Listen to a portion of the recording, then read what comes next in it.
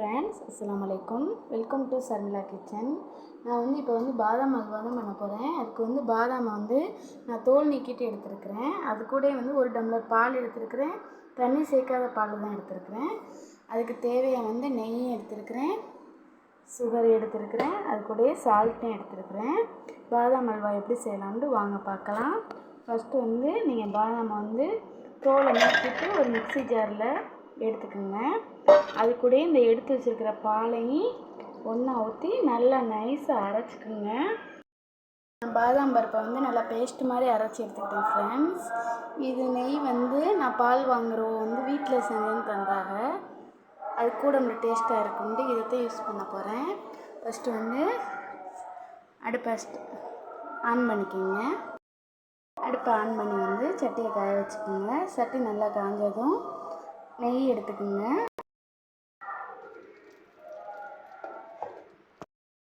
நெய் நான் இந்த மாதிரி ஸ்பூனில் 2 டேபிள் ஸ்பூன் எடுத்துக்கிட்டேன். நெய் நல்லா காஞ்சிருச்சு. காஞ்சதோடைய பேஸ்ட் மாதிரி அரைச்சி வச்சுருக்கோங்களா பாதாம் பருப்பு, அதை எடுத்துக்கோங்க. சுருள கிண்டிக்கோங்க ஃப்ரெண்ட்ஸ். இடையில நெய் சேர்த்துக்கோங்க. அடி பிடிக்காமல் பார்த்துக்கோங்க. நல்லா கிண்டிக்கிட்டு லைட்டாக உப்பு சேர்த்துக்கோங்க ஃப்ரெண்ட்ஸ். உப்பு சேர்த்துக்குங்க. ரொம்ப அதிகமாக சேர்க்க வேணாம், லைட்டாக சேர்த்துக்குங்க. சேர்த்து நல்லா கைவிடாமல் கிண்டிக்கிட்டே இருங்க, இல்லாட்டா அடி பிடிச்சிரும். லைட்டாக அது கூட நான் கலருக்காக மஞ்சத்தூள் சேர்த்துக்கிறேன். வீட்டில் ஆட்டின மஞ்சத்தூள் தான்.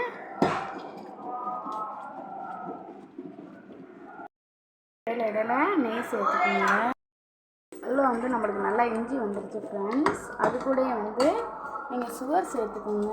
சுகர் உங்களுக்கு ஏற்றாப்புல நீங்கள் சேர்த்துக்கோங்க. நான் சுகர் எப்போவுமே ஸ்வீட்டாக இருக்கணும்னு நல்லா தூக்கலாக தான் போடுவேன். எனக்கு பொதுவாகவே ஸ்வீட் ஜாமான் ரொம்ப பிடிக்கும். உங்களுக்கு பிடிச்சிருந்தா ஒரு லைக் பண்ணிக்கோங்க.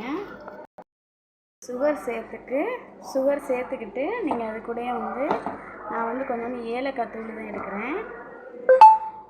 ஏலக்காய் தூள் போட்டால் நல்லா வாசமாக இருக்கும். அவ்வளோதான் ஃப்ரெண்ட்ஸ். நல்லா இஞ்சி அல்வா சேர்த்து வந்துடுச்சு. அடி பிடிக்கத்தான் செய்யும். நீங்கள் கை விடாமல் கிண்டிக்கிட்டே இருக்கணும். அதே மாதிரி கையில் தெரிக்கும். நீங்கள் கவனமாக பார்த்துக்குங்க வேலையை. எல்லாம் ட்ரை பண்ணி பாருங்கள். ட்ரை பண்ணி பார்த்துட்டு சொல்லுங்கள். அடி பிடிச்சாலும் அந்த வாடை விலையெல்லாம் அடிக்காது. அதனால் நீங்கள் பயப்பட வேணாம். பாதாம் அல்வா ரெடி ஆகிடுச்சு.